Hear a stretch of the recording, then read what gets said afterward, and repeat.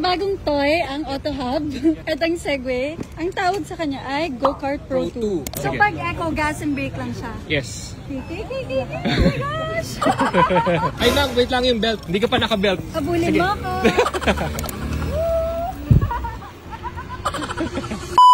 So may bagong toy, ang Auto Hub. At ang Segway, ang tawag sa kanya ay Go-Kart Pro 2. Bakit siya Pro 2? May Pro 1 ba? Yes, so ito yung top of the line. Bagong labas lang din this year. Okay. So paturo tayo. 3-in-1 na siya ma'am. Okay. So pwede siya maging go-kart, pwede siya maging self-balancing, yung dalawang gulong. Tapos tatapang-tapang lang. Yes. Okay. Yung pala yung tawag doon. Akala ko unicycle. Yung unicycle, isang gulong lang yun. Tapos yung tapakan mo nasa gilid. Okay. Tapos yung gulong nasa gitna. Oo. Ito, nasa gilid. Nasa Okay. both left and right. Tapos yung isa, pwede mo siyang connect sa Nintendo Switch. Tapos ito yung magiging controller mo sa Mario Kart. Yes. Ang saya! Pero pwede ba siya sa regular road? No ma'am, sa closed lang na ano. For example, villages, ganun, pwede So siya. pwede sa village? Pwede Basta naman. hindi public? Yes. Okay. Kasi medyo delikado siya. Yeah. Mababa and wala siyang ilaw. Hindi ka visible sa gabi. Okay. Tapos dito ma'am, may modes kasi. So yung sa modes, meron siyang reverse din. Kasi yung reverse turo ko sa inyo ma'am. Oh, may reverse! Yes, double tap mo yung brake. This is Double the tap. brake, right? Yes. Pag lumabas yung R, tapakan mo yung gas. Sige ma'am, sige ma'am, sige Hindi ma'am. ako sanay pag ano. Wala kasi salamin. So pag race, kahit naka-race mode siya, pag nag-reverse siya, hindi siya mabilis. Hindi. So safe doon naman pala. Yes, ma'am. Kasi baka kapag naka-race mode ka, tapos Boom! no. Yes, hindi. So okay lang. Yes. Very slow lang yung Yes. controlled yung reverse niya. Yes ma'am. So di ka matatakot. Okay, game. Wait, Sige, how ma'am. do I go back to... Double tap the brakes again. Okay. Tapos may eco mode. So Sige. pag eco, gas and brake lang siya. Yes. Oh my gosh! Go ahead ma'am. Bye! Hindi na ako Laguna.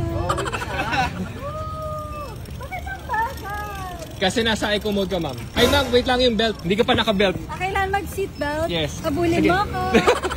Sport. So, since nababagalan ako sa eco, I can Sige, go sige, sa sport. sport. Sige, Sport ma'am. yung pinakamabilis? Hindi po. Race yung pinakamabilis. Very torquey yan. So, Sige, sport ka muna. Sport Yes. muna.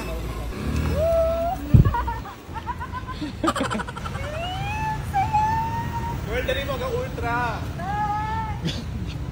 Pwede ko siya ilayo? Pwede ma'am. Pwede ko iuwi? Pwede naman ma'am. Hilahin mo yung sino. Pag magpa-turn ka na, hilahin mo yung handbrake para Magsiskid ka. Yung... handbrake. Handbrake. Hindi ako marunong no racer yun eh, Lugi. Race. Oh my gosh, ang Race bilis mode, ng race mode. race. Yes. Oo nga.